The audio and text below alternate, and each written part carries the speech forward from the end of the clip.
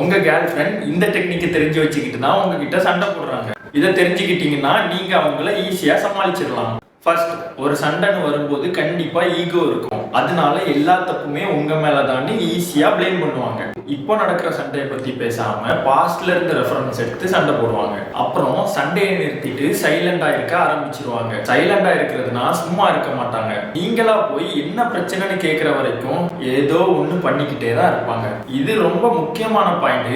இந்த சண்டையில உங்களை மட்டும் டேமேஜ் பண்ணாம உங்க ஃப்ரெண்ட்ஸ், ஃபேமிலி எல்லாரையும் இழுத்து சண்டை போடுவாங்க. எல்லாத்தையும் பண்ணிக்கிட்டு லாஸ்ட்ல எல்லா தப்பும் என் மேல தான், நான் மாத்திக்கிறேன் அப்படின்னு கன்வின்ஸ் பண்ண ட்ரை பண்ணுவாங்க. ஒரு சண்டைன்னு வந்துட்டா உங்க கேர்ள் ஃப்ரெண்ட் மட்டும் இந்த பேட்டர்னை யூஸ் பண்ணல, நீங்களும் அதே பண்றீங்க. சோ சண்டைன்னு வந்துட்டா உங்க ஈகோவை தூக்கி கொஞ்சம் ஓரமா வச்சுட்டு பொறுமையா யோசிச்சு பேசுங்க. நீங்க இதை பண்ணாலே போதும், உங்க பார்ட்னர் உங்க மேல வச்சிருக்க ட்ரஸ்ட்டை பிரேக் பண்ணாம பாத்துக்கலாம். புரிஞ்சுக்கோங்க.